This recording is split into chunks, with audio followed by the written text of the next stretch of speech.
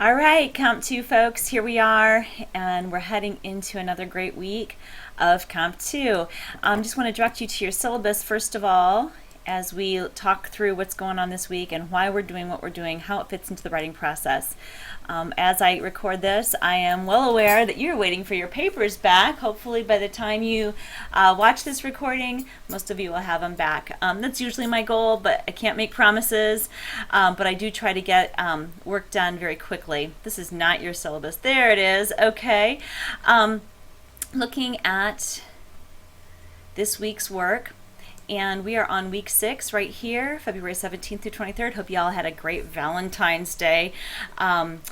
It's one of those holidays that I think sometimes sets couples up for clear disaster and singles up for personal, crises or whatever. Hopefully you were able to weather the emotional storms that come with a holiday with all sorts of expectations. Anyway, hopefully that you didn't all wear black in mourning or anything like that. Looking at this week and what we've got going on, you have one thing to do, and you only need to turn it into to me. So you only need to turn it into the assignment space.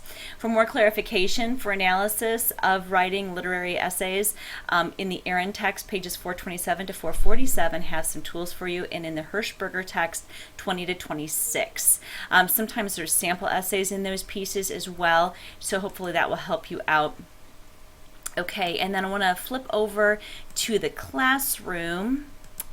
There we go, and going into the course content. There it is. And that's my view of it. Here's your view. Sorry about that. And this is the analysis worksheet that I'm speaking of. How does this all fit in? Some of you are like, okay, you write a whole lot of stuff in these course content pieces. It's one of those things where it's like a catch-22. When you're in a regular class, this course content stuff's the stuff that the teacher just does little mini lessons on or lectures on. I'm not much of a lecturer, but this is all the stuff I want you to know about what my expectation is. And basically, the way this literary analysis walkthrough works and fits into the whole scheme of things is if you back up to last time, that it's part of the pre-writing. So let me just jog over here. Come on now, let me go. Oh, I guess if I could do previous, there we go. Yeah, there we go. 3-1. It was there a second ago too. I know. Okay, so if I open this bad boy up, this lays the whole unit out. Okay, this is for the literary analysis paper. For pre-writing, we did the readings last week. We started with the prompt in mind. Hopefully you didn't feel like you had to write the paper yet. This is just what you're going to be talking about in this paper, and I like you to know that while you're reading, because reading with a purpose makes a huge difference, right? So this is the step 1. You look at the prompt. It's purposely vague. It looks a lot like last prompt, except now we're going into an analysis. And then you had to process your thoughts and respond to the readings. And then the next step that we're doing for this time is still part of that process. In fact, I think I mentioned that you might want to get this out while you're reading, okay? Next week, the week following, week 8, we're going to be doing the pre-writing and the actual planning and organizing and drafting, editing, all that stuff crammed into one. So really what you're doing right now is laying the foundation for your paper. So with that in mind, the more thorough you are in your answers, the better. A couple things that have confused students in the past. You were only responding to one of the literature pieces that were assigned last week. This whole idea here is a diagram I took from a textbook, and I try to practice what I preach. And so therefore, on this page, you'll see that this information is adapted from, and I have my work cited here. You are not reading this. This is something I read, and it's to help you get going.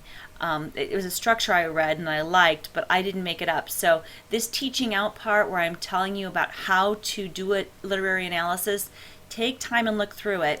We're trying to be the reader. We're trying to make meaning that connects with the text. Okay, I don't want you to do outside resources on this. Don't get the cliff notes. Don't get somebody else's paper. This is between you, the reader, and the text at hand.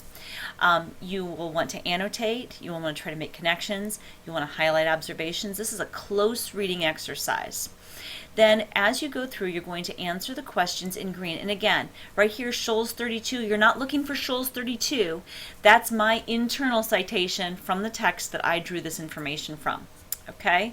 You may not find all of these to be very obvious, but I encourage you to dig deep and go beyond the obvious. It'd be easy for me to write a paper on how Robert Frost chose the less traveled path and that made the difference in his life. But is that really what Robert Frost is saying in that poem? Why is he sighing? Why is the wood yellow? Why, why does he really describe the paths as basically the same if you really look at them closely? I don't want to give too much away, but in looking at the poem about So You Want to Be a Writer, he sounds really harsh. Is that what he means, or is he being sarcastic? And that's between you and the text to figure out.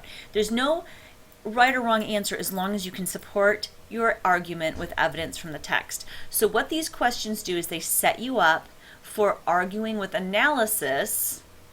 And there are some more questions in the Erin text if you like those to add with it. And from there, then we go to organizing it. And these are all, this is not an assignment this week, but this is where this worksheet moves you to. All I need are the questions that are in green. And then you're going to move in your mind, hopefully, mulling it over, because writing should be something you do all day in your head, right? Is to what goes in the introductory body and conclusion paragraphs is outlined here as a possible way of handling your analysis. This is not to say I do not want you to evaluate the writing from this standpoint. I don't want you to tell me that Robert Frost does a good job, or that that Vonnegut makes an excellent point. You're not judging the value of their words. You are connecting with meaning and analyzing their words. Makes a big difference. Okay, that's all she wrote. I hope you have a great week,